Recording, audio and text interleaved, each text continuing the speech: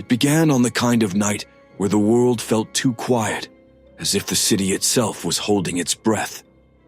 The chill in the air was sharp, slicing through layers of clothing with a cruel efficiency. I had been wandering the streets of Greyfold, my nightly ritual of avoiding the four walls of my crumbling apartment, when I saw it for the first time. The van was parked beneath a flickering street lamp on Cartwright Avenue, a forgotten stretch of road where shadows seemed to linger longer than they should. The lamp above it buzzed faintly, the bulb glowing in and out like a dying heartbeat. The vehicle was nondescript, matte black with no license plate, its surface reflecting the minimal light like a predator hiding in plain sight. Something about it held my gaze. I stopped mid-step, the breath freezing in my throat. It wasn't just its appearance, it was the way the air around it seemed wrong. The usual city hum, the distant roar of cars, the occasional murmur of voices, faded to a dull void in its presence. Even the wind seemed reluctant to move past it. Nearby, a small cluster of tents was huddled beneath the overpass, home to the city's unseen, the homeless, the forgotten. They had been lively moments before, talking, laughing softly, sharing warmth in the biting cold. But now they were silent, their movements stilled, as if someone had hit pause on their lives. I lingered at the edge of the scene, unsure if I should approach or flee. There was no logical reason to fear a van. It was just a vehicle after all. But logic seemed to hold no sway over the gnawing unease curling in my gut. Then I noticed the door. The back of the van, featureless a moment ago, now bore a single door outlined by faint seams. The light above flickered again, and the door was slightly ajar. From my angle, I couldn't see inside, only the yawning blackness that seemed impossibly deep, as though it didn't lead to the interior of the van, but somewhere far beyond. A figure emerged from one of the tents, shuffling toward the van. It was a man in a threadbare coat, his breath a misty cloud against the cold. He moved like a moth drawn to a flame, his steps halting, but inevitable. "Hey!" I called out without thinking. My voice cut through the silence like a knife. The man didn't react. He reached the van, and as he stepped into the shadow of its open door, he disappeared, not into the van, but into the darkness itself. The door closed soundlessly behind him. I stood there for what felt like an eternity, staring at the spot where he had vanished. When I finally found the courage to move, the van was gone, as if it had dissolved into the night. The next day, I couldn't shake the image of the van. It clung to my thoughts like a stain I couldn't scrub clean. Cartwright Avenue was just a short walk from my apartment, but when I ventured back there in the light of day, the scene was unchanged. The overpass stood empty. The tents were gone. Not a scrap of fabric, not a single trace of the lives that had occupied the space remained. By evening, my unease had grown into an obsession. The memory of the van's hum, a low, almost imperceptible vibration I hadn't even realized I'd heard until it was gone, echoed in my mind. I found myself wandering the streets aimlessly, hoping and dreading to see it again.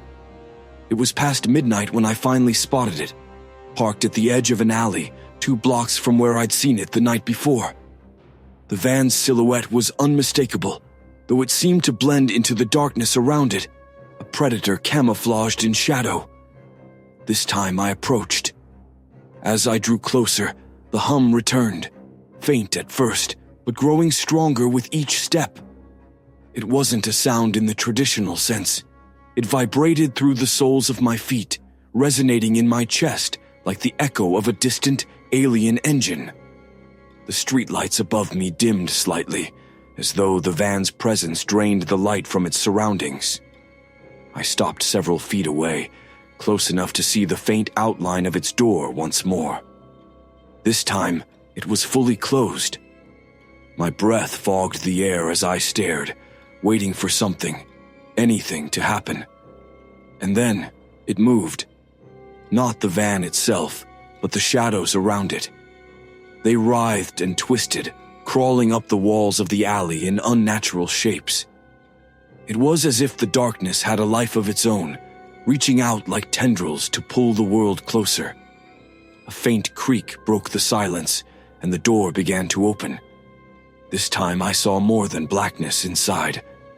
There was a faint, pulsing glow, soft and rhythmic like the beat of a living heart. The air grew heavier, colder, carrying a metallic tang that made my stomach churn. A woman's voice, soft, almost inaudible, emerged from the van, though her words were impossible to make out. It wasn't coming from a speaker or a person. It seemed to emanate from the van itself, wrapping around me like a whisper in the dark. I stepped back, the fear finally overtaking my curiosity. The van didn't pursue me. It didn't have to. As I fled into the night, I knew I wouldn't escape it. It would return, and I would follow, drawn by a force I couldn't understand. The streets felt quieter than ever. The world itself seemed to have retreated, leaving me alone with the hum still vibrating in my chest, a ghostly reminder that the van was far more than it appeared to be. The third night, I didn't have to search for the van. It found me. I had tried to forget about it, telling myself that it was some strange trick of the mind or an elaborate hoax. But deep down, I knew better.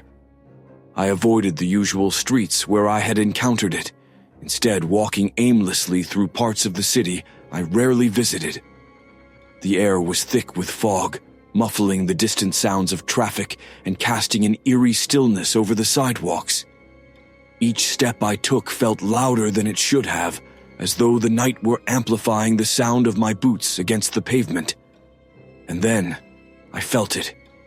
The hum started faintly, a vibration in the soles of my feet. My breath caught as the air around me grew colder, denser, wrapping me in an invisible cocoon of unease. I didn't turn around. I didn't need to. I knew it was there. Slowly, I forced myself to look. The van was parked at the end of the street, half hidden by the swirling fog. Its outline was sharper now, the matte black surface standing out against the pale gray mist. For a long moment, I just stood there, staring at it, feeling the pull that had haunted me since the first night. It wasn't just a van. I was sure of it now. It was something else, something that wore the shape of a vehicle to blend into our world. This time, the door opened before I could take a step closer. A soft light spilled out, faint and golden, illuminating the mist around it in a hazy glow. The hum grew louder, vibrating in my chest like a low, resonant chant. The voice returned, clearer now. "Come closer." It wasn't a command. It was an invitation, gentle and soothing, like a lullaby whispered just for me. I wanted to resist, to turn and run, but my legs moved on their own, carrying me toward the van. As I approached, the light inside grew brighter, revealing shapes in the darkness beyond the door. I stopped just a few feet away, peering into the void. The shapes were people. At least I thought they were. They stood motionless, their faces obscured by the golden light. Their bodies were outlined in a faint, shimmering glow, as though they were only half there. I could make out vague details, thin limbs, hollow cheeks, eyes that seemed to stare straight through me. The hum shifted, turning into a low murmur, a chorus of voices whispering words I couldn't understand. It wasn't unpleasant. It was calming, almost hypnotic. I felt my fear ebbing away, replaced by a strange sense of peace. "Join us," the voice said, and this time it came from inside my own mind. I took a step closer, my hand reaching out toward the van's open door.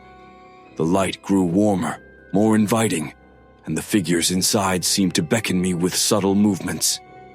And then, just as my fingertips grazed the edge of the door, I heard it, a faint, sharp sound cutting through the murmur. A laugh. It was high and childlike, echoing faintly in the distance. It broke the trance, snapping me back to reality. My hand recoiled, and I stumbled backward, the spell shattered. The van's light dimmed, and the figures inside faded into the shadows. The hum quieted, leaving only the faint buzz of the city in its wake. I ran. I didn't sleep that night. The image of the figures inside the van haunted me. Their hollow eyes burned into my mind. I couldn't shake the feeling that I had been on the verge of something irreversible. The following day, the city felt different. People moved through the streets with the same routine efficiency, but there was an undercurrent of unease, a tension that I couldn't quite name. Conversations seemed hushed, and the usual clamor of urban life felt muted, as though the city itself had withdrawn. That evening, I stayed home, determined not to go wandering again. But as the hours dragged on, I felt the pull growing stronger. The van was waiting. I knew it without a doubt. By midnight, I couldn't resist any longer. I stepped outside, the cold night air biting against my skin.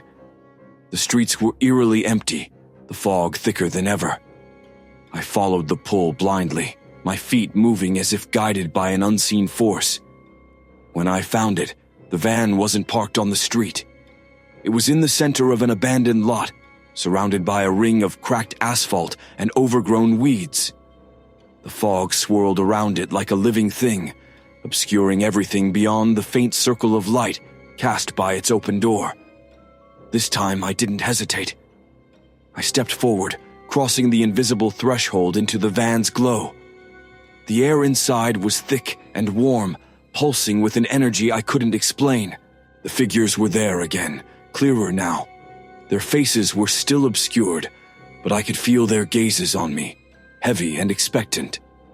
As I moved closer, the hum returned, louder and deeper, vibrating through my entire body. The golden light shifted, revealing what lay beyond the figures, a vast, dark void stretching endlessly into nothingness. The van wasn't just a vehicle. It was a doorway. I stopped at the edge of the light, staring into the abyss. The whispers surrounded me, weaving together into a single voice that spoke directly into my mind. "Step through." The figures stepped aside, clearing a path toward the void. The pull was stronger now, almost unbearable. Every fiber of my being screamed to move forward, to cross the threshold and leave everything behind. But then, a flicker of doubt pierced through the haze. What lay on the other side? The van didn't offer answers, only promises whispered in the dark. I stepped back, the light dimming as I moved away. The door began to close, the golden glow fading into darkness. But before it shut completely, I heard one final whisper, soft and laced with certainty. "You'll return." And then the van was gone, leaving nothing but silence in its wake. The nights that followed were not my own. I couldn't sleep. When I closed my eyes, I saw the van's door yawning open, its golden light flickering like a dying star. I heard the whispers, the hum that resonated in my chest, the voice that spoke with an authority I couldn't defy. Even in the daylight, I felt the pull, a faint, persistent tug in my chest, as though a thread had been tied around my ribcage, dragging me towards something vast and unfathomable. The city seemed different now, as if it had shifted in some imperceptible way. The streets I knew by heart felt longer, darker, their familiar landmarks distorted. People moved like shadows, their faces pale and withdrawn, their voices soft and subdued. It was as if the city itself had fallen under the van's spell. I started to notice things, small, inexplicable details that gnawed at the edges of my sanity. The faint smell of metallic air that lingered in my apartment, despite my windows being sealed tight. The rhythmic vibrations that I felt through the floor at night, like the echo of the van's hum. And the shadows, they were longer than they should have been, stretching and twisting as if they had lives of their own. I knew the van would return. The thought terrified me, yet a part of me longed for it. The pull had grown stronger, and I was no longer sure if I wanted to resist. Each day felt like a waiting game, a slow march toward an inevitable reunion. When the van finally appeared, it wasn't on the street or in an alley. It was parked outside my apartment building, its black surface gleaming faintly under the flickering glow of the street lamp. I didn't hesitate. The stairs seemed longer than usual, the hallway stretching into infinity as I made my way to the front door. The air was thick, pressing against my skin like a damp, suffocating blanket. By the time I stepped outside, the hum was so loud I could feel it in my teeth. The van's door was already open, and the golden light spilled out onto the pavement, forming a perfect circle of warmth in the cold night. The figures were there, waiting as they had been before, their forms clearer now. I could see their faces, blank and featureless, yet somehow familiar, like reflections in a foggy mirror. This time I didn't stop. I stepped into the van, crossing the threshold into the light. The air inside was dense and electric, humming with an energy that vibrated through every cell in my body. The figures moved aside, their heads turning to watch as I walked past them toward the void. It was vast, an endless expanse of darkness that seemed to pulse with its own rhythm, like the heartbeat of some ancient, unknowable entity. The golden light from the van didn't penetrate it. Instead, it seemed to be swallowed whole, leaving only a faint outline of the doorway behind me. "Why me?" I asked, my voice trembling. The whispers responded, merging into a single harmonious voice. "You are the bridge." I didn't understand, but the words felt final, absolute. The pull grew stronger, and I teetered on the edge of the void, my body trembling as I fought the urge to step forward. As I stood there, I felt something shift behind me. The figures were moving again, their blank faces tilted toward the void as if in reverence. The hum grew louder, the air vibrating with an intensity that made it hard to breathe. I turned, my gaze locking on the van's door.